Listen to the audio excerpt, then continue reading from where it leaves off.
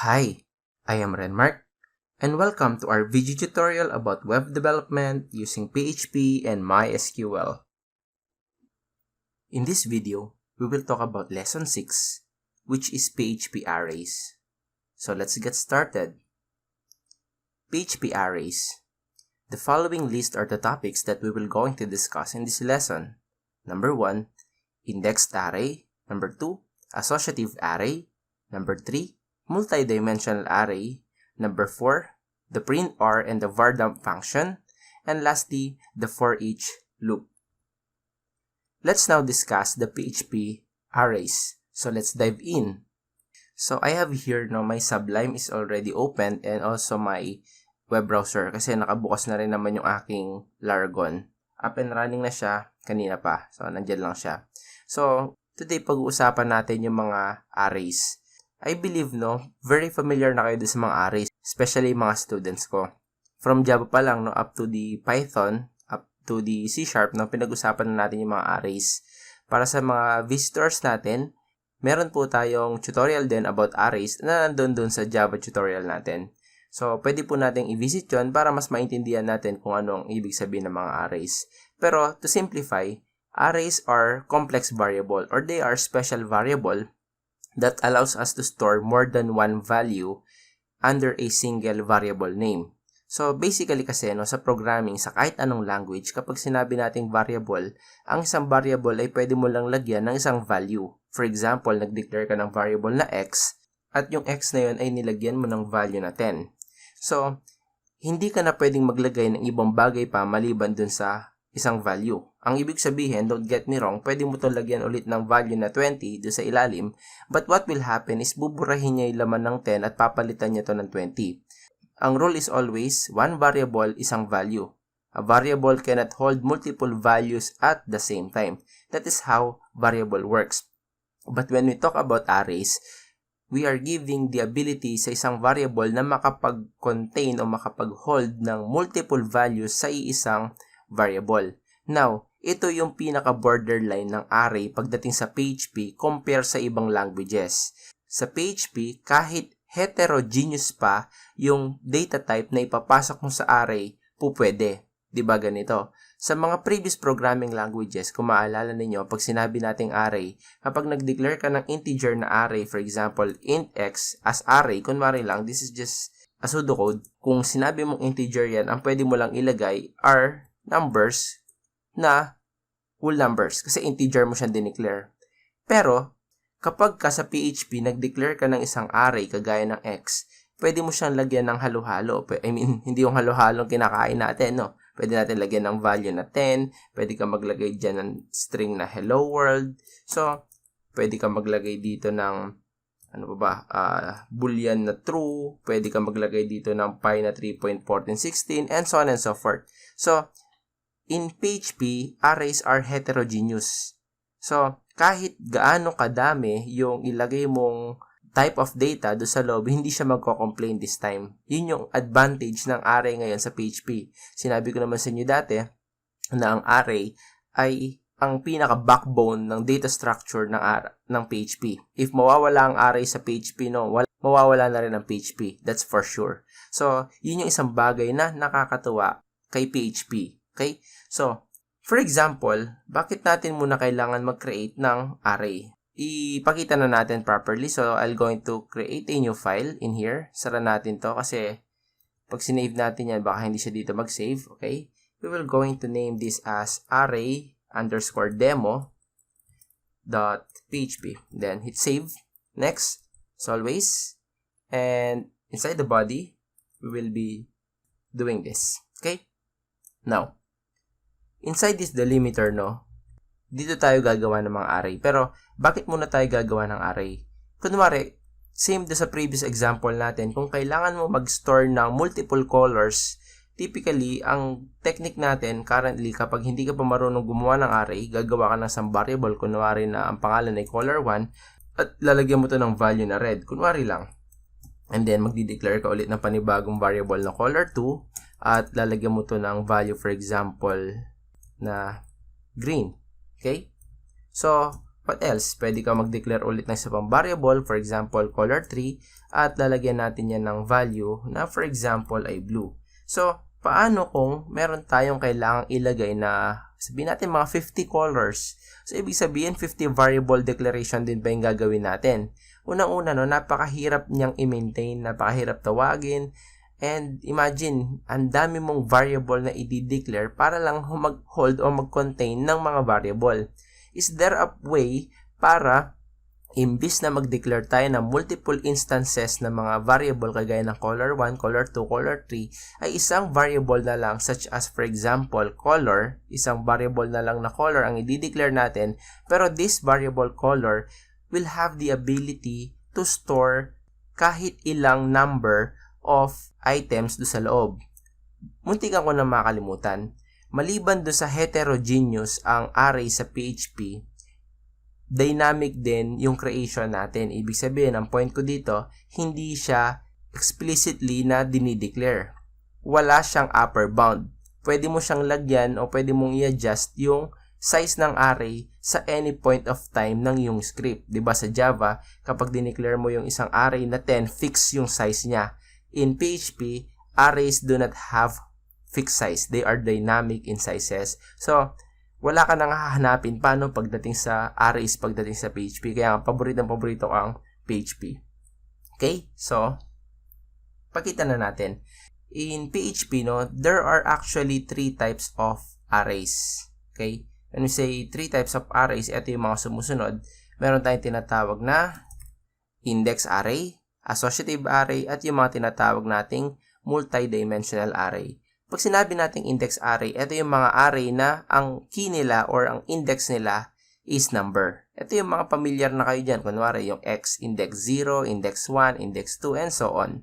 Meron din tayong tinatawag na mga associative array na gumagamit ng tinatawag nating key value pairs. Ibig sabihin, yung key niya or yung index niya is hindi na pangkaraniwang number. Pwede siyang gumamit ng key na word, including yung value niya. Value can be a number or word or kahit anong data type. Basta ang importante sa associative array, yung kanyang key is no longer a number. Kapag sinabi naman natin multidimensional array, ibig sabihin, yung array, meron siyang sub-arrays doon sa loob.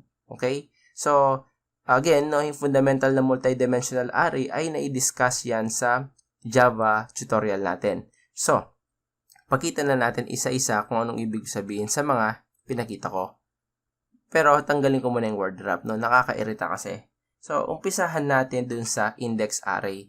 Sa index array, kung gagawa ako dito ng variable na color, okay, kagaya nito, instead na kagaya ng ginawa ko kanina na nag-declare ako ng 3 different types of color, isang variable na color na lang gagamitin ko, and to declare an array, ito yung unang syntax na pwede nating sundan.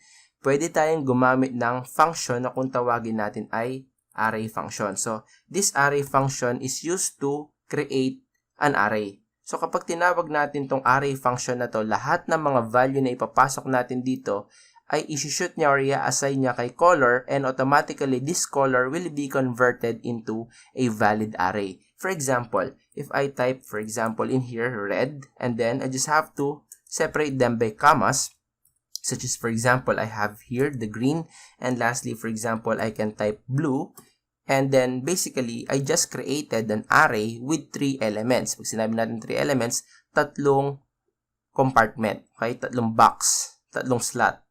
That starts with index 0, and then index 1, and then index 2. So, hindi ko napapaliwanag dito kung ano pinagkaiba ng index at saka ng element. So, again, dapat alam niyo na yung pinagkaiba niyan. Ngayon, if I will going to attempt to print echo, or I will be using echo rather, and then I will going to print out the value of color, this time, if I hit save, and then hit refresh from my browser, click ko tong array demo, then mapapasin niyo nagkaroon tayo ng error. Pero sa PHP 7 ko lang to nakikita. Sa mga lower version ng PHP, supposed to be hindi siya nagkakaroon ng ganitong error. Sa PHP 7, hindi na kasi valid yung array to string conversion. Okay, gusto kong ipakita sa inyo to para aware kayo. Typically sa mga lower versions ng PHP, kapag ka nag-echo ka ng isang array, ang ipiprint niya sa browser will be array. So, actually, lahat ng to, this is fine, no? Walang magiging problema yan. Kasi kaya nag-error yan, sabi ko nga, hindi na nangyayari ngayon ang string to o array to string conversion. Ibig sabihin, array to, tinitreat mo siya as string, hindi na niya pinapayagan ngayon yan. Anong pwedeng gawin para hindi siya mag-error? Maglagay tayo ng index. So, kapag nag-specify tayo ng index, gaya ng 0 at pinress ko yung refresh, ipapakita niya yung kulay which is red. So, ganun din, pag pinalitan ko to ng 1, we are expecting to see green, and then 2, we're expecting to see blue. So, kagaya sa lahat ng programming languages, no, kapag lumagpas ka dun sa index, syempre, mag-error yan at ino-notify ka niya na this is already out of bounds, or sa PHP, that is undefined offset 3. Ibig sabihin, walang ganung index. Okay? So, this is how we access the value of an array, by putting a square brackets or pair of square brackets and then putting a number inside of that square brackets. And again, this is what we call the indexed arrays, or familiar kayo dito as yung tinatawag nating mga numeric array. Although, pangit kasing sabihin numeric array kasi pag sinabi natin numeric arrays, parang ang iniisip kasi is yung array na to, number lang yung laman. Kaya sa PHP, pinalitan nila yung term at ginawa na lang nila yung indexed arrays. Kasi, yung mga indexes natin, okay, numeric yung mga indices nila or indexes nila. Okay? So, what else? There is also additional way, no? This is the first way of creating index array. The second way is by doing this. For example, I can declare another variable na papangalanan nating pet. And then, instead of doing this, no, we can use a pair of square brackets, just like this. And then sa loob ng pair of square brackets, pwede tayo mag-declare ng mga items kagaya doon sa ginawa natin kanina. For example, I can type here a dog. And then we can type here a cat. And for example, pwede tayo maglagay dito ng pig. No? There are people na ginagawang pet ang mga pig. Pwede tayo gumawa dito ng hamster. And so on and so forth. So, dito gumawa ako ng 4 na item ng mga elements o 4 na elements ng array. So, bilang patunay, no, pwede ko ulit i-echo to at ipapakita ko yung pet. Supposed to be mag-error yan.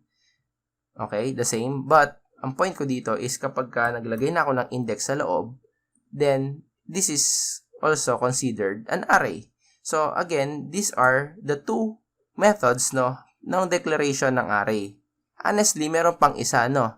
Ito yung first method, ito yung second method, and the manual method o yung pangatlo. For example, gagawa tayo ng isa pang klase. For example, magde-declare ako ng variable na country. And then yung country, pwede tayo mag-set ng initial value dun sa index 0 na kunwari is Philippines. Okay? And then also, we can declare country. And then with index 1, we can type Japan, Japan, my dreamland. Okay, next. Yamero, no? Yamero! Next is the Annyeonghaseyo, Korea. Anong Korean? Sa ko galing yon. And then, next country. For example, we have number 3. Let's go to Malaysia. Okay? And so on and so forth. So, huli na lang, no? Para hindi tayo maging bias dito. Baka isipin ninyo. Lagay tayo ng isa pa. For example, UAE. Ayan. So, what's the difference, no? Yung pangatlo, this is the manual method. You declare a variable, just like the country, and then you specify automatically the index, just like this one, which is 0, and then mag-assign ka ng value. Automatically, country will be treated as an array. Ganun lang siya kasimple. Bilang patunay, no? Pwede nating i-echo yung laman ng country, pero this time, maglalagay na ako kagad ng index. So, country, for example, index 1, and then in here, pagka sinave ko to at ni-refresh ko yan, I have here Japan. Okay? So, napakadali. These are, etong tatlong examples na to, by the way, these are the declaration, o 3 different declarations, 3 different ways to declare and create an array in PHP. Okay? So, yan napakadami yung choice. Since paborito ko yung array, talagang wala akong palalagpasin sa mga techniques na yan. So, ito yung tatlong ways. Ngayon, kung tatanungin ko kayo, or kung tatanungin nyo ako, rather, sa mga tatlong to, anong madalas nyo ginagamit?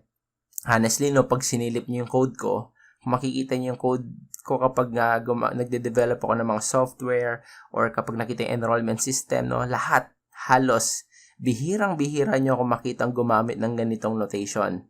Ito pa rin yung paborito kong way ng pag-create ng array. Okay? Sir, bakit?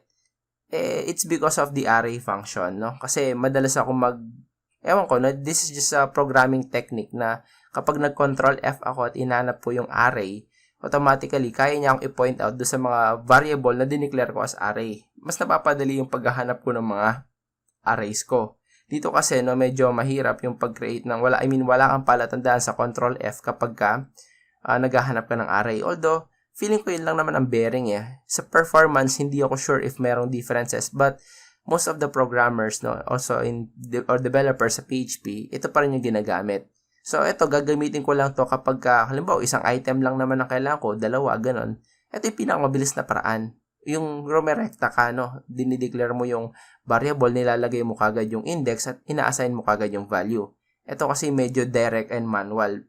Ginagamit ko din to. Ang sinasabi ko lang, ito yung pinakabihirang chances na magamit kapag ako yung nag-code. Pero, again, kahit alin dito sa tatlong gagamitin ninyo, wala tayong magiging problema. Again, pagdating sa performance, wala rin ako nakikitang issue sa mga yan. So, okay? So, nagkakaintindihan tayo dito, So, this is how we declared what we called index arrays. Okay? So, first, ang gagawin ko muna, maglalagay muna ako dito ng mga comment para meron kayong reference doon sa future endeavors ninyo. Okay? Next.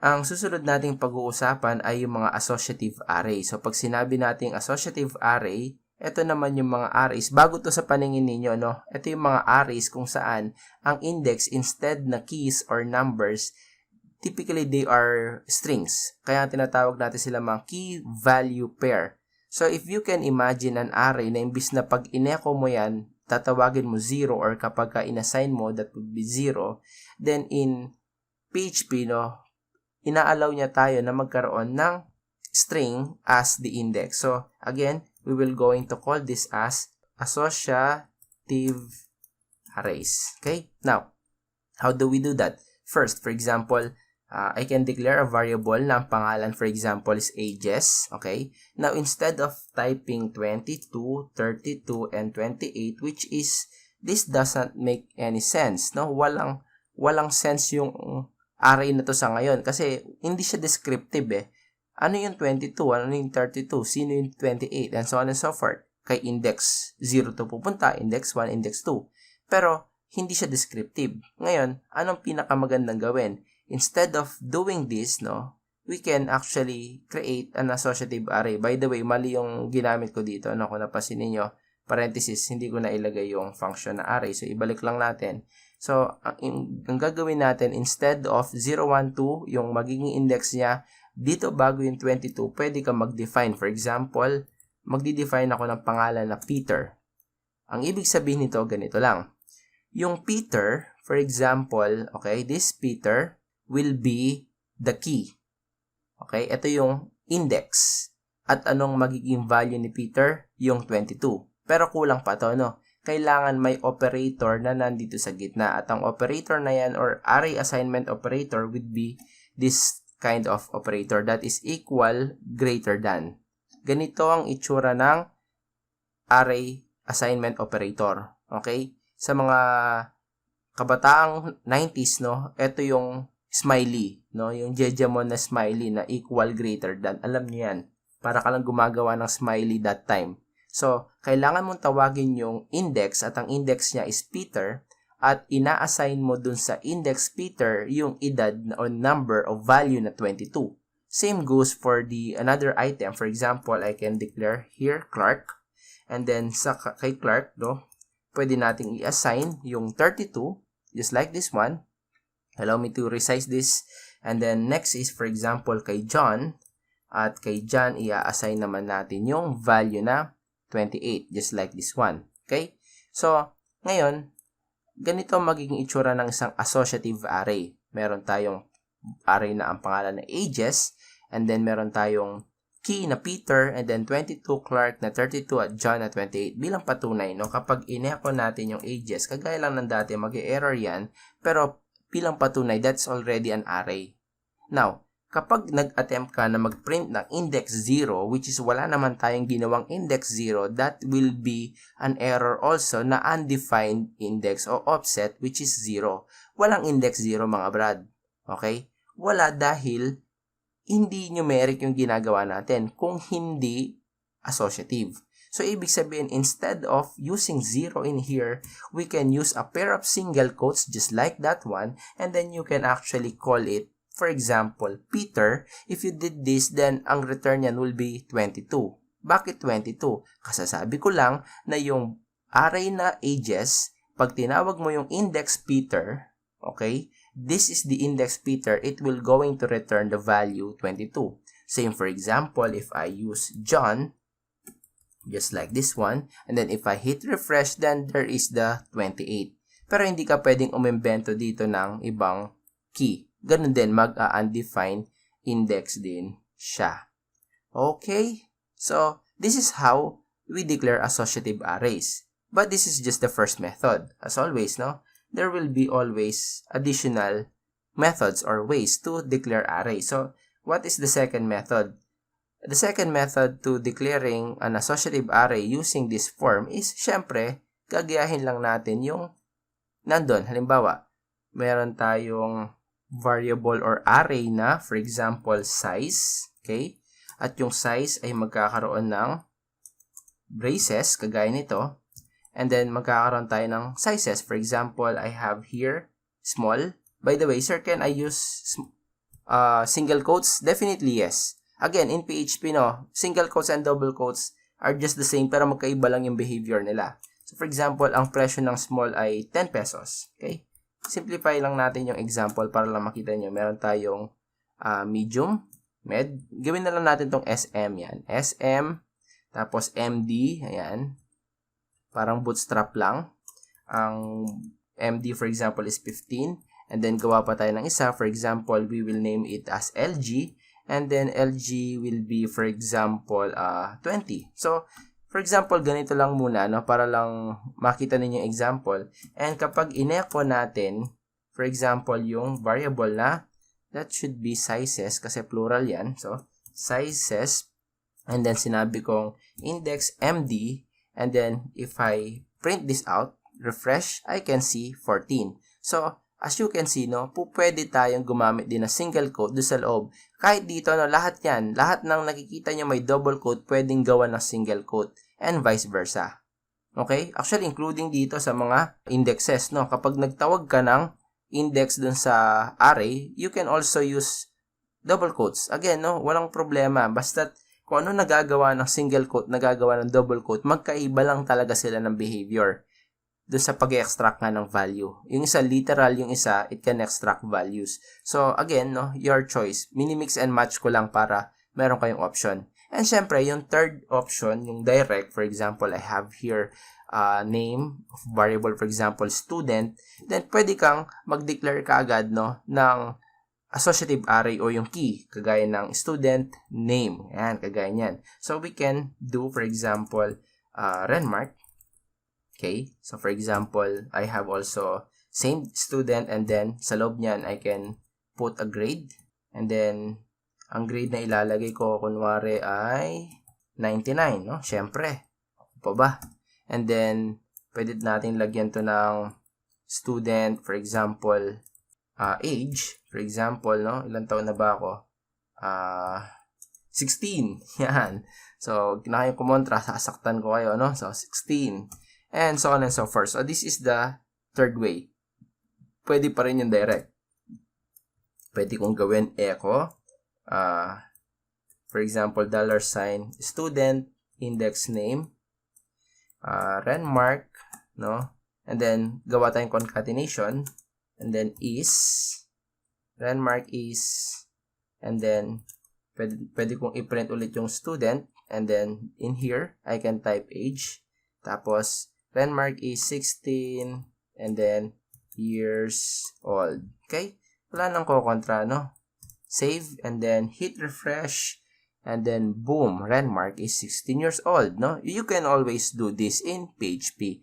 So, alam nyo na yung ganitong technique, yung paggamit ng pangalan ng array, tas pagtawag do sa index, no? Ganito ang magiging behavior kapag nag-interact na tayo sa database. Kasi kapag nag-database tayo, no, kailangan nating isalin yung record mula dun sa database papunta sa mga array. Yun lang yung alam ko sa ngayong way, no? Maliban syempre sa mga objects, no? Pwede, kung object-oriented yan, pwede kang magsalin sa object, no? Pero mas mabilis pa rin yung array pagdating sa execution naman, ganun. Pero this is one of the possible ways, no? Kapag, again, yung mga record mo sa table, kailangan mo yung isalin doon sa mga array, kaya kailangan ma-practice kayo sa mga to. Ngayon, kung tatanungin nyo ulit ako alin sa dalawa yung models kong ginagamit, syempre, ito pa rin sigurado yung una at ito yung method 2. Bihira ko ulit gamitin yung pangalawang diniscuss ko. Pero again, makikita nyo napakasimple niyang makita. Ito kasi pinakamadali eh. And again, this is perfectly valid, no? Walang rules na nagsasabing hindi nyo yan pwedeng gamitin. Huwag kayong magpa-apekto sa preference ko, no? As a developer, as my student, then you create your own preference. Hindi ko kayo pakikialaman sa mga ganyang bagay. Ang akin ay sinasabi ko lang yung sa akin. Okay? So, but this is what we call associative array. What's the difference again? Index arrays are arrays that use numbers as index. That's it. Yun lang pinagkaiba. Ang associative are arrays that use key value pairs. Ito yung key, ito yung value. This is key, this is value, this is key, this is value. And then your key or your index is no longer a number. It can be a string, just like yung example na pinakita ko sa inyo. Okay? So, hopefully, na-gets natin yan. We will now proceed do sa multidimensional array. Honestly, no, it's improper talaga na tawagin siyang type, no? Pero para hindi na lang ako mag-isip, kasi yun yung nandun sa notes ninyo, i-classify na rin nating type yung multidimensional array. But it's not actually proper to say type. It's actually a form of array. Sinabi natin form, may tinatawag kasi tayong single dimensional array kagaya naman ginawa natin. Single dimensional yan. Bakit? Linear lang kasi yan, no? Way back sa Java, pinakita ko naman sa inyo yan na kapag nag-declare ka ng array, gumagawa siya ng spaces kagaya nito at yung mga spaces na yan, hahatiin yan sa tinatawag nating mga slots. So, kagaya niya, kung index arrays yan, so we have 0, 1, 2, 3, and then 4, and then 5. So, this is a 6 element array. So, typically, this is single dimensional kasi rows lang siya.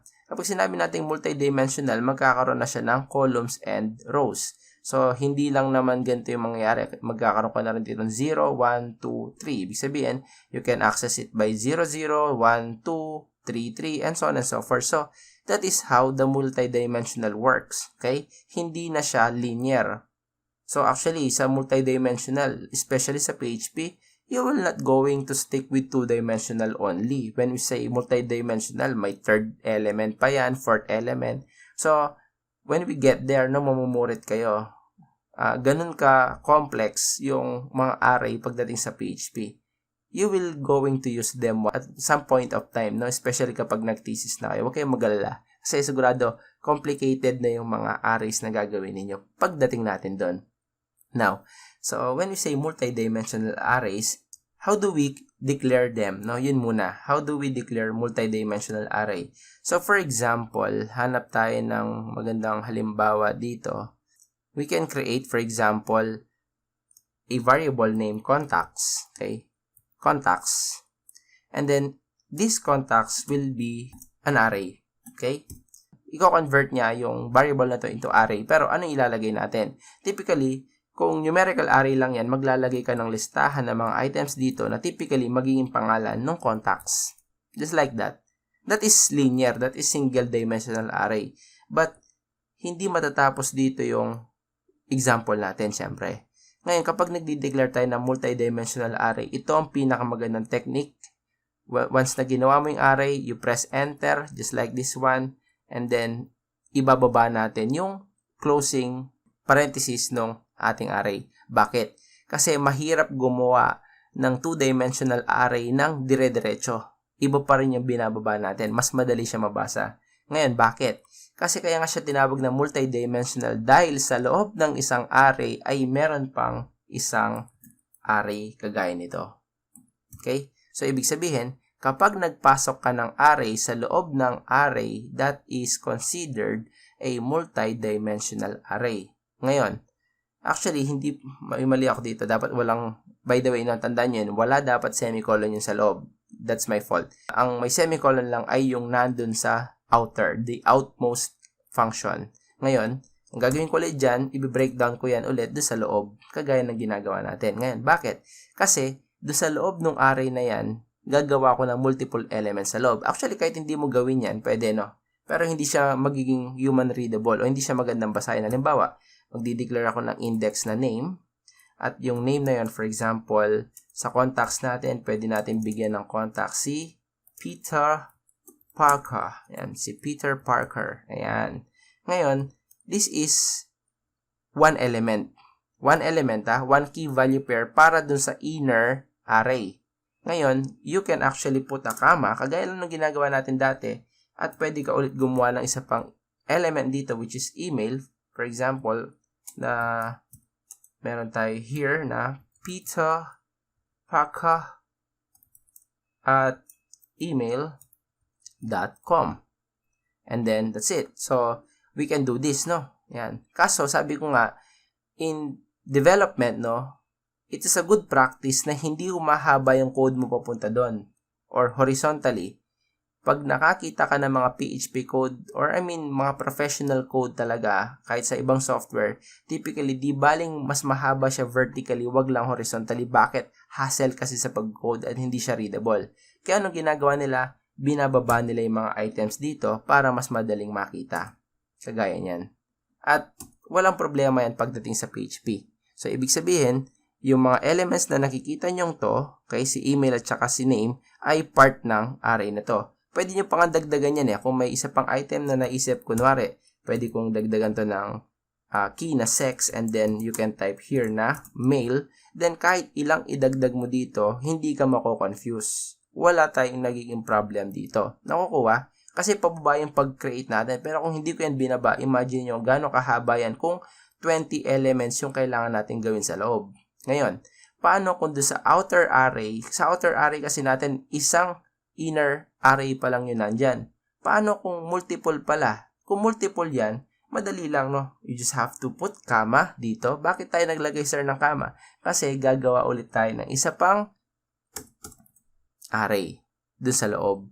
So, ang analogy nito, nung analogy niya, itong array sa labas, yung unang array para mong ginawa na ito lang yon. Okay? Ngayon, yung pangalawang array na ginawa ko, which is ito, parang sinabi lang natin is ito yon. Ngayon, kahit gaano kadaming gagawin natin, no, gumagawa ka lang ng multiple elements doon sa loob ng array na nandun sa labas. So, ibig sabihin, yung outer part ng array is indexed array at yung inner part is actually an associative array. Bakit? Associative array dahil meron silang mga key value pairs but yung nandito sa labas, ito will go to index 0 and this one will go to index 1. I will going to show it to you later. So, papalitan lang muna natin yung pangalan. In this case, we will going to use Clark Kent. Okay? And then, we have here the Clark Kent at email.com. So, mail pa rin siya, for example. And then, in here, paste natin to. Gawa pa tayo ng isa. For example, we have Harry Potter. Okay? Harry Potter. And then, papalitan natin to ng harrypotter.email.com. And lastly, no, dagdagan pa natin ng isa. Gawa natin si Katniss Everdeen. So, Katniss, hindi ko alam yung spelling niya, no? Sorry, Everdeen. Baka pangit baka ganito lang yan. Katniss Everdeen. And then in here, papalitan natin to ng Katniss Everdeen. Sorry po pag mali ang spelling, no? Wala akong, hindi ko alam. Sorry. So, female. Ngayon, yung last element, kahit wala na siyang comma po pwede. Kasi wala nang susunod Para kung nakalimutan ko yung comma, sir, mag-i-error ba yan? Hindi. Walang problema. Okay? Hindi rin siya gagawa ng bagong item. Pero, syempre, since OC ako, no, masakit yan sa mata para sa akin. Kaya tinatanggal ko yung comma na nandun. Okay? So, this is an example of multidimensional array. Para ma-visualize ninyo mga kapatid, no, papakita ko sa inyo yan into Excel. Yan. Alam nyo naman malakas kayo sa akin, no? So, para mas ma-visualize ninyo kung anong nangyari dyan, ipapakita natin sa, ito yung kunwari buong contacts. So, dun sa index 0, for example, this is our index 0, meron tayong mga item na kagaya ng name, meron tayong email, at meron tayong sex. Just like this one. At nandun for example, yung una natin na si Peter Parker. No? Si Peter, hindi ko na kukumpleto yan kasi mahirapan ako mag-type. So, Peter Parker. And yung ibang details niya, no? Ayan, yung ibang details niya, nandyan. So, sa index 1, same, may bagong naman sa loob, array. At yun naman yung susunod na si Clark Kent, si Superman, Superboy. Okay? Nandun yung ibang details niya. Ngayon, sa index 2, nandun na naman yung susunod na element, kagaya nito, and that would be for Harry Potter. And also, yung index 3, paulit-ulit lang yan, and then we have here, tapos paste, then we have the Katniss Everdeen. So, ganito ang itsura typically ng looban ng ating contacts. Para ma-access mo si Clark Kent, kailangan doon sa labas tatawagin mo yung index 1. Kung kailangan mo yung email niya, pagkatapos mo tawagin yung index 1, tatawagin mo yung index na email. So bilang patunay, no, papakita ko sa inyo. Halimbawa, gusto kong i-access yung email address ni Clark Kent, para i-echo ko yan. So echo $contacts. Ang una kong tatawagin with S, meron, is index, again, this is 0, 1, so that would be 1. And then, another index, another pair of square brackets rather, at doon sa pair ng square brackets na yun, tatawagin ko yung email. Okay, just like this one. And I'm expecting here the email of Clark Kent. So, if I hit refresh, ayun siya, boom, clarkkent@email.com. Okay?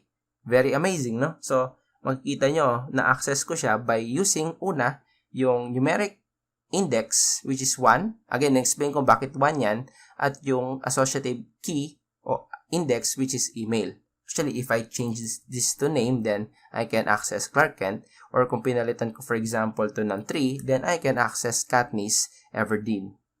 Okay? So, ganito ang itsura ng ating multidimensional array. Para ma-access mo siya, tatawagin mo yung unang index, and then the second index, and then again, the list goes on. No? Kapag nakita nyo kung ilang dimension yung ginagawa ko, iiyak kayo, no? Kasi hindi lang dalawa.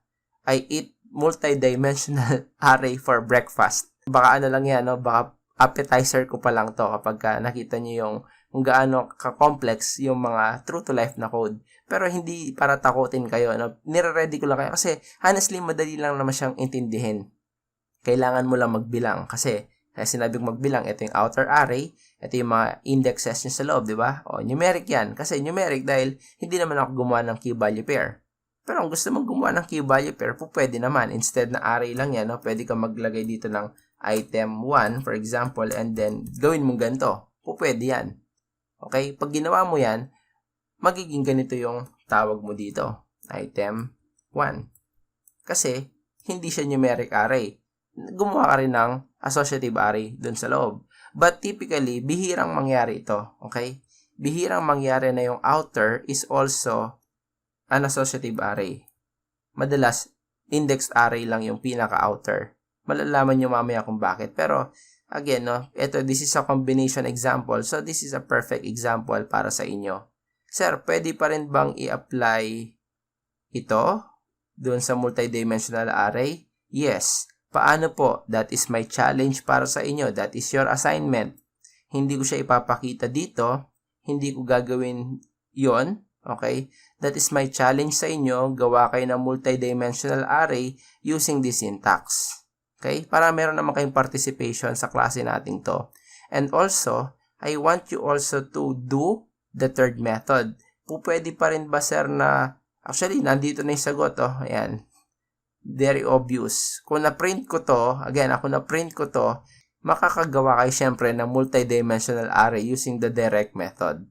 Kapag hindi nyo nagawa yan, ewan ko na lang, okay? So, but again, this is what multidimensional array looks like, okay? So, it's time for me to proceed to our next topic, and that would be, how do we view, no? If curious kayo, paano kaya mag-view ng structure and values ng isang array? Kasi, honestly, kagaya nung ginawa natin to, ang dami. I mean, imagine, ang daming elements to. Kung iisa-isahin ko to gamit ang echo, medyo ma-plus, no? Masakit yan. Meron bang way, sir, sa PHP para ma-view ko yung laman lang ng array? Kasi sa Python, pag pinrint mo, sir, makikita mo yung kabuuan ng array. Ang galing ng Python, no? Pwede yun. Sa Java, hindi ko alam kung may ganung method. Actually, meron, no? Hindi ko lang tinuro sa inyo ng time na yun, pero meron. And kung sigurong meron sa PHP, ibig sabihin, meron din sa Java. Kaya na bahala mag-adjust. So, you can actually see the structure and values of any array by using two statements. Dalawang pwede natin gawin. Yung tinatawag nating var_dump function or yung printr. So, unahin natin yung paggamit ng printr. So, the printr statement, however, no, gives somewhat less information over the var_dump.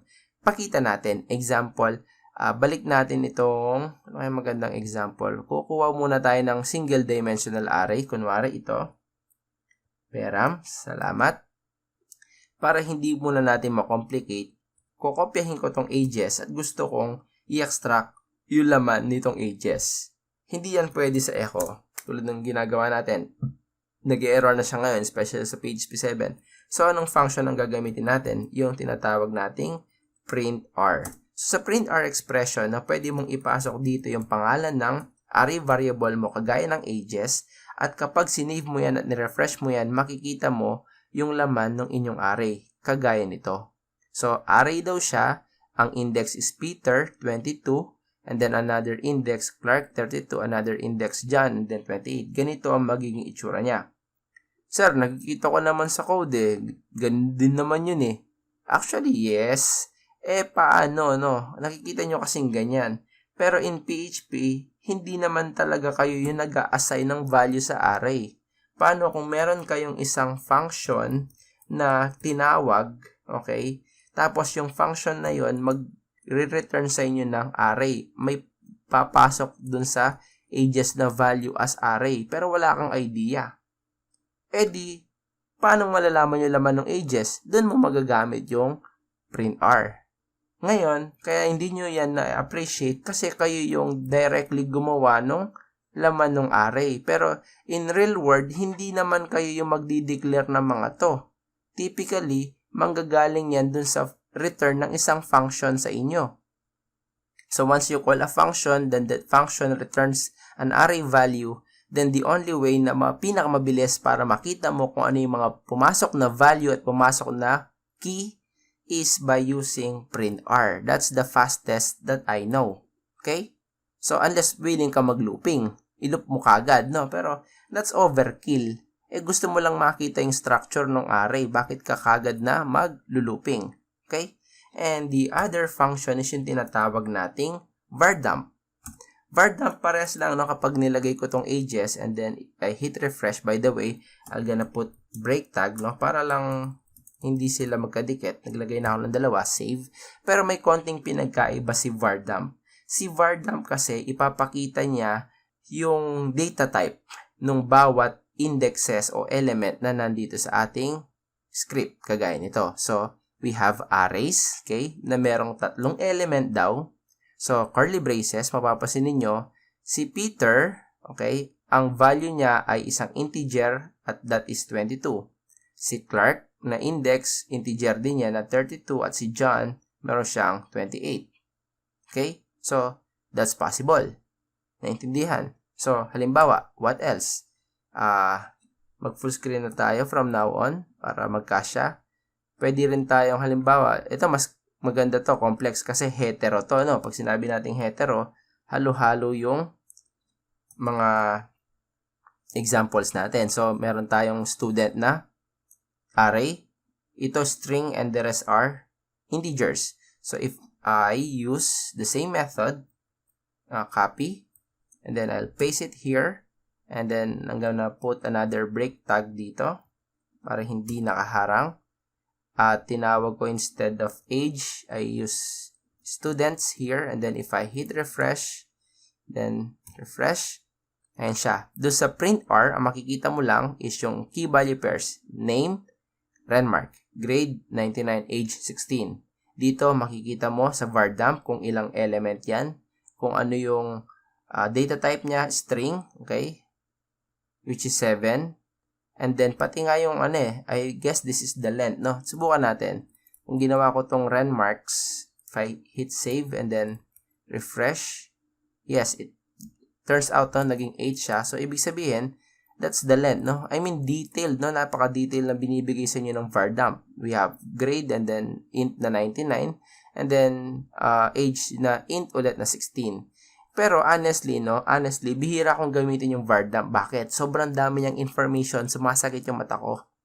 Kung kailangan ko lang talagang malaman kung ano yung data type niya, doon ko ginagamit yung var dump.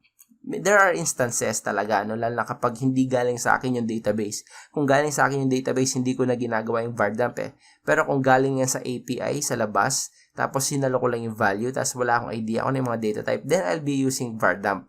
Pero if, for simplicity's sake, no, pinakamadali pa rin ang paggamit ng print R. Lalo na kapag lumaki na yan. Example, no? Tanggalin ulit natin to. I-comment ko lang to para hindi sila nakaharang. At gusto kong ipakita sa inyo paano mga kapatid, no? Kung ito yung example natin, si contacts. So, kung si contacts yung gagamitin natin, okay, at gumamit ako ng print R. So, print R, and then I have the array contacts. At dito sa contacts, kapag nirefresh ko yan, ganito yung itsura niya. Okay? So, sa index 0, merong isang array na hanggang dito. Yan. Ito yung sinasabi ko sa inyo kanina, yung sa Excel. Sa index 0, may array na ganito. Ganyan yung basa dyan. Sa index 1, may additional na array na hanggang dito. Yan. Ito yan, index 1. Tapos index 2, index 3. Mas madali siya nung ginawa ko sa Excel. Pero, dapat magsimula na kayong matutong magbasa ng print R. Believe me, no, ito yung bubuhay sa inyo sa mga complex database interactions, yung print R. Kasi kailangan mong mamap kung ano yung mga pumasok na data dun sa array, kagaya ng mga yan. Ngayon, kung var dump ang gagamitin mo dito, no, kung gagamit ka ng var dump, i-comment ko lang to, and then var dump ang gagamitin ko, mas magiging complex yung output niya. Again, isanayin yung bumasa, no? Yun lang naman laging sinasabi ko sa inyo. Sanayin yung bumasa. Pero, ganito yung itsura niya. Array na mayroong 4 na element, pero same. Sa index 0, may array na 3 laman, curly braces, hanggang dito ang curly braces niya. Tapos, yung index 1. So, pero parehas pa rin ang format. Okay? Naging multidimensional array lang yung piniprint natin. Pero again, no? It's up to you kung sa ngayon, kung alin sa dalawa yung mas gagamitin ninyo, yung paggamit ba ng var dump o paggamit ng print R. Pero, again, no, ang pinakahuling pwede kong ipayo sa inyo, kung simple lang naman yung gusto mong makita, gusto mo lang makita yung key value pairs, then use print R. Pero ang gusto mong makita, including yung details kagaya ng data type, yung length, and so on and so forth, then you can use var dump. Okay? Again, yung mga print R at var dump, ito yung mga function para ma-view or ma-print natin yung structure at mga values ng isang array. Okay? Naintindihan?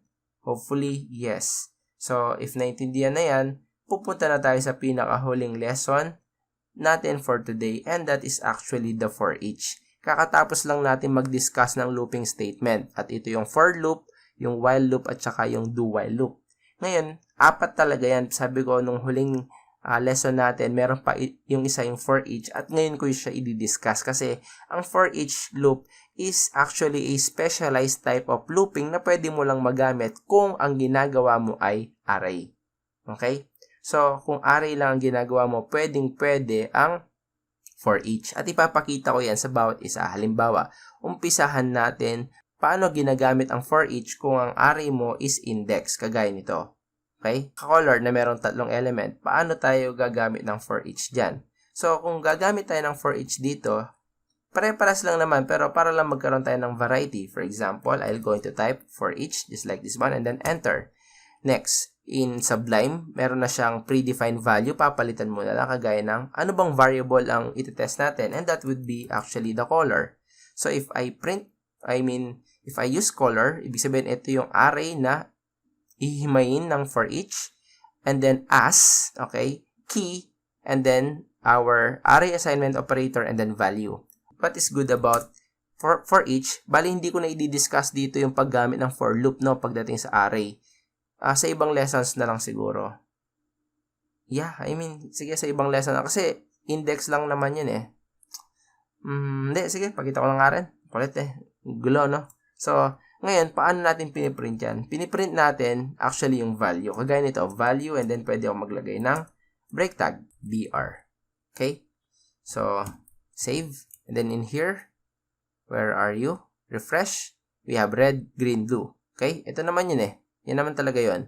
So, ano yung key dito, sir? Yung key, ito yung 0, 1, 2. Bilang patunay, kung pinalitan ko to ng key, ang makikita nyo dito is yung 0, 1, 2. Okay?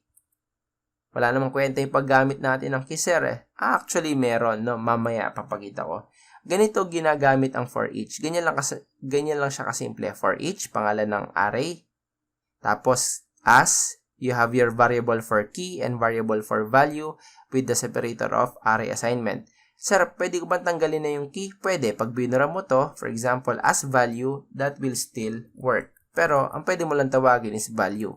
Huwag ka magtatawag dito ng key, mag-e-error yan. Okay? Pero, again, no, kung gumagamit na lang kayo ng for each, huwag nyo nang tipirin. Mag-declare na kayong dalawang variable para sa key at saka sa value pairs. Now, this is how we do it in for each. Ang tanong, paano kung for loop, sir, ang gagamitin natin para makapag-iterate ng laman ng ating array? Very simple. You can declare for, and then I can declare variable or our counter, for example, I, and we will going to set, syempre, yung I as 0. Okay? And then we will have I would be less than what? Less than 3. That's the size of our array. And then we will going to put I plus plus. And then, actually, I don't need curly braces, including doon. And then, I'm just going to print echo at yung color. I-echo natin yung color index I. Kasi, yung I, siya yung may hawak nung element. O, yung index number. Kagaya nito. So, red, green, blue. Tama. Pero ang problem dito, paano kung nagdagdag ako ng bagong laman or element dito, kagaya ng yellow. At sinave ko to, nirefresh ko yan, walang magbabago dyan. Kasi ang ginawa ko sa for loop, naka-static ako na 3. Okay? And that's bad. So how do we do that? In Java, meron tayong function na tinatawag na size of. And then actually, that's possible, no? Pwede natin gamitin yung size of, and then you just have to put color, ibig sabihin, okay na yan. Kinukuha mo yung size nung array na color, which is 4, and i-return mo yon. That's possible. Pero, no, sa PHP, maliban sa size of, meron din tayong isang function, especially sa PHP 7, nire-recommend na nila yung paggamit ng count. May function kasi tayong tinatawag na count, at pwede mong tawagin dito yung count ng color. Parehas lang yung ginagawa niyan. If I hit refresh, same. So, kung nagtanggal ako dito o nagdagdag pa ako dito ng isang color, for example, pink, and then if I hit refresh, then it will also work. So, either the size of function or the count function, basta't kailangan nandun yung function na yun para alam nung ating looping kung kailan siya hihinto. Bakit? Pag hindi mo kasi ginawa yun or kung nagkamali ka, ginawa mo tong less than or equal, then magkakaroon ka ng error do sa dulo kasi wala ka namang offset o index na 5. Napakahirap gawin yan sa for, lalo naman sa while, no? Sa while, ganun din, magdi-declare ka ng I sa labas, yung condition mo magiging ganito, at meron ka na namang increment. So, ganun na ganun din yung proseso. Pero again, this is bad shot. We do not do this, pero hindi ko siya buburahin for reference, no? Pero, nandito yung code na as much as possible,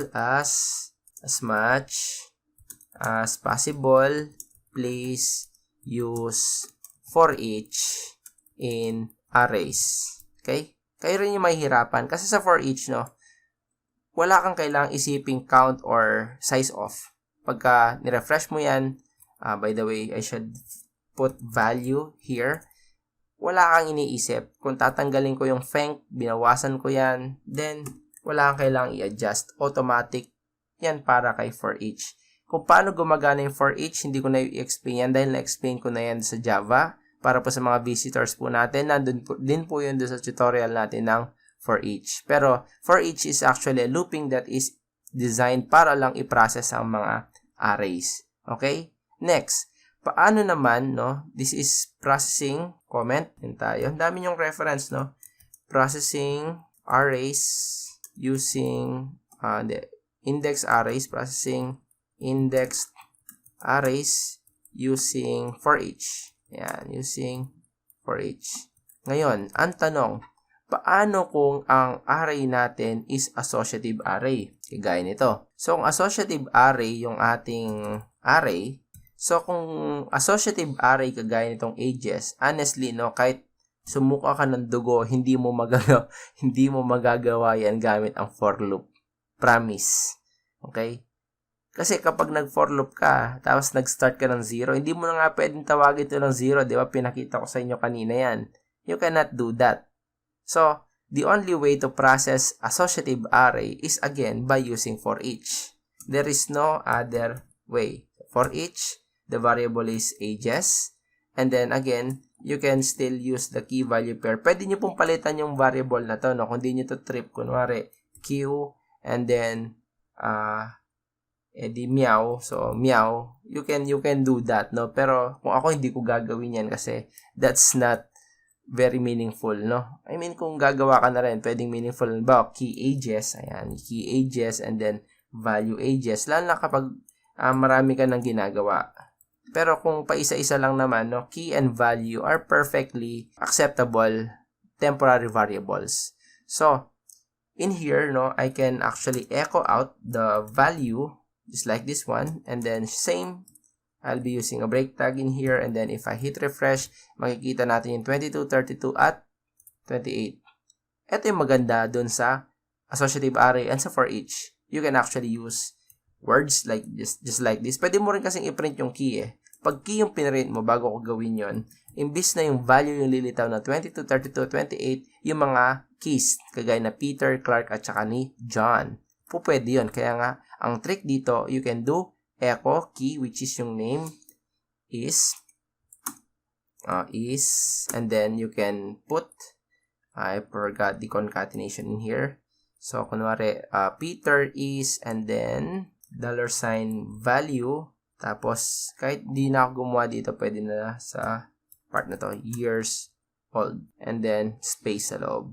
You can do this, just like this one. Peter is 22 years old, Clark is 32 years old, and John is 28 years old. Di wow, okay? Andali, no? You can do this, no? In associative array by processing them using for each. Okay? So, ayos. Next, i-comment na natin to. Lagpas na tayo ng 1 oras ata niyan. Di bale, para sa learning, no? Yan, we have here associative arrays using for each. Last, paano naman kung multidimensional array yung ginagawa natin, kagaya nito? Paano kung multidimensional array, sir? Paano ko siya ipaprocess using for each? Very simple. 2 for each para sa multidimensional array. Ito din yung gamit ng print R. Kaya tayo magpiprint R. Kunwari, hindi nga natin alam na 2-dimensional lang to. No? Pagka nag-print R ka, tapos pinrint mo yung contacts. Kagaya nito. Pakita ko muna yung technique, no? At nirefresh ko to. Hey! Sira ulo. Lang R. Refresh.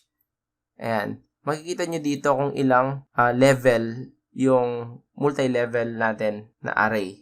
Okay? So, in here, makikita nyo naman, no? It starts with 0. And then, titignan nyo hanggang doon. Okay, 1. And then, this one will be 2. Pag nakita nyo, actually, ito yung palatandaan yung dulong parenthesis. Pag nakita nyo ito, dalawa. Dalawa lang yan dalawang dimension lang yan. Kung ayaw nyo pala mahirapan, baka i-bash ako dito. You can also use bar dump, no? Ayan. Sa bar dump kasi sasabihin niya exactly kung ilan. Ba't nga ba naman ako nagpapakapagod, no? Pero ang problema kasi sa bar dump, yung labas sabi niya agad hindi siya pwede. Sorry, my bad. Kasi sa bar dump, sinasabi niya 4 na element, pero hindi naman niya sinasabi kung ilang level siya.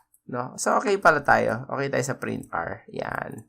Kasi kailangan nating malaman kung ilang level. Anong ibig mo sabihin, sir? Very simple. Kung mag-for each ka dito, at nag-for each ka, tinawag mo yung contacts, just like this one, at nag-echo ako dito ng value, kagaya ng ginagawa lang natin dati, mag-error yan. Okay? Bakit siya nag-error? Kasi, nung nag-loop ka, ang niloop mo lang ito. So, nag-loop ka dito, nag-loop ka dito, nag-loop ka dito, nag-loop ka dito. Okay?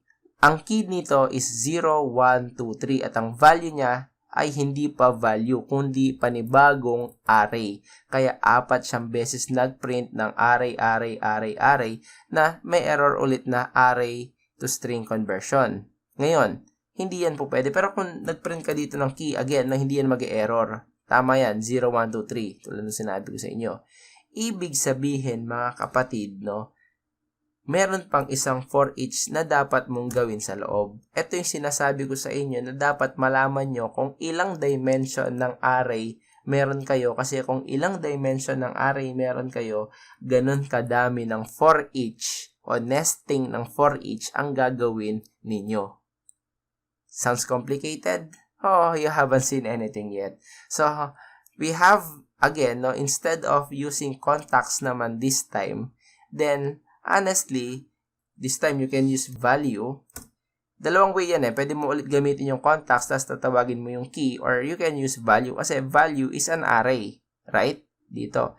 Kaya nga ito yung sinasabi ko sa inyo. Kapag nag-nest na kayo, mas maganda kung gagawin nyo na yung ganitong technique. Key contacts, and then value contacts, kagaya nito, or value contact, tanggalin natin yung S kasi singular lang yan, and then kay value contact, pwede mong gamitin ulit yung key value dito sa loob. So, bilang patunay, kapag nag-echo ako dito ng $value this time, may makikita na akong progress. So, just like this one, if I hit save, refresh, Peter Parker.email.com, mail Clark Kent, and then, eto yun.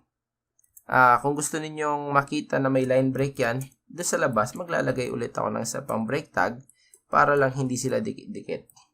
Pero, you can get the idea. Okay? Ayan siya. You can use for each, and then, ganito nangyari dyan for each, and then contacts, as key contact, as value contact. So, yung key contacts, ang papasok dito, yung ang 0, 1, 2, 3. Ngayon, doon sa value contact, ang papasok dito is the actual array, yung buong set na to, yung buong set na to, yung buong set na to, at yung buong set na yan. Ngayon, doon sa unang loop, no, nung pumasok siya dito, nandun siya sa index 0, at ang index 0 dito, tandaan nyo, is si Peter Parker. Ito. So, nung pumasok siya sa index 0, magpo-for each ka na naman sa loob nito. So, nag-for each siya sa loob ng value contact na array, kukunin niya yung key at value. Ito ngayon na makukuha niyang key and value. Ito yung key, ito yung value, ito yung key, ito yung value, ito yung key, ito yung value. Pag natapos niya, lalabas na naman siya dun sa 1, which is si Clark Kent. Okay? So, that is how the for each works. So, this is proper technique. Halimbawa, pwede ko nga itong i-layout kagaya ng key, and then we can put this, and then just like that one. For example, refresh, name, Peter Parker, email will be like this, and sex will be like that. So, ang ginawa ko lang, pinrint out ko lang dito yung actual key nung ating array. Okay? And then, yung actual value din ng ating mga arrays. Kung gusto nyo nga, pwede nga natin tong i-bold. For example, pwede kang gumamit dito ng bold tag, and then another bold tag dito. Dahil huwag muna kayo mag-alala. Don't panic, it's organic, no? Hindi pa ito tapos. Lalagyan ko pa ito ng single quotes para lang masaya. Single quotes, and then in here, dapat pala, dito ko na ginawa yan Cut, paste, gaya nito. And then, pangit kasi kung lowercase sila. So, kung ayaw mong lowercase sila, then you can do str to upper, and then, you can convert them into uppercase. Then, that's not a problem. Name, Peter Parker, email, and then sex, and so on and so forth. So, you can do this in for each. Now, another method, no? Another way. Pero hindi to yung conventional way. Work around din siya, pero possible siyang gawin, pero hindi talaga to. So, imbis na si value contact yung gagamitin mo, pwede mo ulit tawagin yung contacts. Kagaya nito. Okay? At sa loob ng contacts, ipapasa mo yung key na key contact. And this will behave exactly the same. How did that happen? Again, remember nung niloop natin to, tanggalin ko muna to, cut ko yan. Pag kinat ko yan at pinrint ko yung key contacts, kagaya nito, may makikita tayo ditong, sorry, wala akong echo, 0, 1, 2, 3. And yung 0, 1, 2, 3 na yun, ito nga yung mga items na nandun. Okay? Ngayon, ang nangyari, so, since ito yung key contact, kapag tinawag mo yung contacts, tapos in-specify mo yung index na yon, para mo sinabing tinawag mo yung array lang na yon. So, ang nangyari, dyan, para ma-visualize ulit ninyo, undo, imbis na echo, pag sinabi kong print r, pwede to ginagamit ko pang debug, print r contacts, $, contacts, index, key contact. So, gumagawa ko ng print r sa loob ng aking foreach para i-extract isa-isa yung array kagaya nito. Ayan. Okay? So, ang nangyari dyan, tinawag niya yung array ko na contacts, sino yung array sa index 0. Sino nga ba yon? Si Peter Parker. Okay? Nag-loop na naman siya. Sino yung array sa index 1? Si Clark. Sino yung array sa index 2? Si Harry Potter. So, since na-extract natin in this form, kasi isang dimension na to nakuha mo na yung key, yung numeric key sa labas, kaya nga, dun sa loob ng for each ko, kapag ito naman yung niloop ko, yung specific line na to, yung pinasok ko sa loop, tinawag ko yung key at tinawag ko yung value, ibig sabihin, dito siya magpo-for each sa loob nito. For each niya to, so, name, email, at saka sex, yun yung papasok dun sa key value pairs at gagana pa rin siya.